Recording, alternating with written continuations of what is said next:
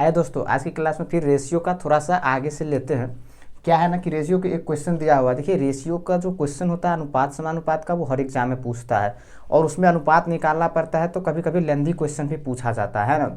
तो हम lengthy question को कैसे शॉर्ट तरीके से करें कि वहाँ पर हमारा टाइम बच जाए, यही हमारे पास होता है। तो हम उसके लिए क्या करते हैं, प्रैक्टिस करना पड़ता है। उसी प्रैक्टिस सेशन को हम आगे लाते हैं और एक क्वेश्चन यहाँ पर लिखा हुआ है रेशियो का ही है। इसको अगर आप बनाइएगा ना तो बहुत टाइम लगता है, क्योंकि पहले हम बता देंगे कैसे बनाया जाता है। देखिए पहले क्वेश्चन क्या कह रहा है, कह रहा है कि m minus A, m minus B, m minus C, इस तीनों का अनुपात आपको दिया हुआ है कितना, 4:5:7 है। और m बराबर a plus B plus C by 2 दिया हुआ है। तो आपसे a अनुपात b अनुपात c पूछ रहा है। तो एक तो इसका क्या मेथड है कि हम क्या करेंगे, इन सभी को जोड़ देंगे, उसके बाद ये आएगा, फिर यहाँ से m का मान बैठाकर वहाँ से a b c का मान निकाल लेंगे, है ना।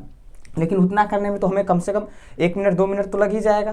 तो हमें ऐसा कोई एक तरीका निकालना चाहिए जो हमें डायरेक्ट ए बी और सी का मान निकाल कर दे दे, है ना। उसी की हम बात कर रहे हैं अभी। तो देखिए यहाँ पे हम बात कर रहे हैं कि m माइनस ए अनुपात m माइनस बी अनुपात m माइनस सी बराबर 4 5 7 है, ठीक है। और हमसे पूछा क्या है, a अनुपात b अनुपात c पूछा है कि नहीं।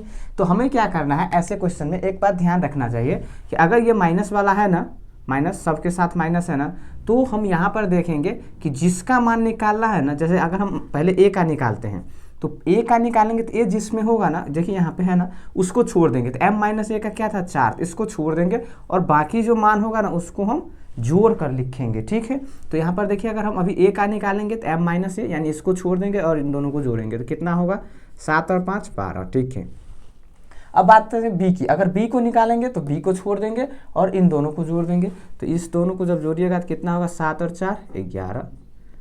और अब सी की बात आएगी तो सी को जब निकालेंगे तो सी को छोड़ देंगे यानी 7 को छोड़ेंगे, अब इन दोनों को जोड़ेंगे तो ये दोनों हमारा कितना है, 5 और 4 9। यही इसका आंसर हो जाएगा, 12:11:9 हो जाएगा। समझ में आ गया होगा। इसी तरीके का एक क्वेश्चन यहाँ पर दिया हुआ है कि देखिए p माइनस ए, p माइनस बी और p माइनस सी का अनुपात है 16 17 और 19, ठीक है। p बराबर a plus B plus C by 2 है। तो a अनुपात b अनुपात c क्या होगा, तो बस अब हम डायरेक्ट निकालेंगे, जिसका मान निकालना है उसको छोड़ देंगे, इसको छोड़ देंगे, इन दोनों को जोड़ देंगे तो कितना हो जाएगा, 16 2 और 1 3 36। फिर इसकी बात करेंगे तो b को निकालना है, इसको जोड़ देंगे तो 15 2 और 1 3 35। और c की निकालना है तो इस दोनों को जोड़ेंगे तो 13 2 और 1 3 33, यानी कि 36 35 और 33। यही इसका क्या हो जाएगा, आंसर हो जाएगा। आप एक क्वेश्चन यहाँ लिखा हुआ है m minus p m minus q m minus r का अनुपात है 63:64:67 और m बराबर आपको दिया हुआ है p plus q plus r by 2। तो आपको p अनुपात q अनुपात r का मान पूछा हुआ है, ठीक है। तो आप हमें इस क्वेश्चन का आंसर कमेंट बॉक्स में जरूर दीजिए,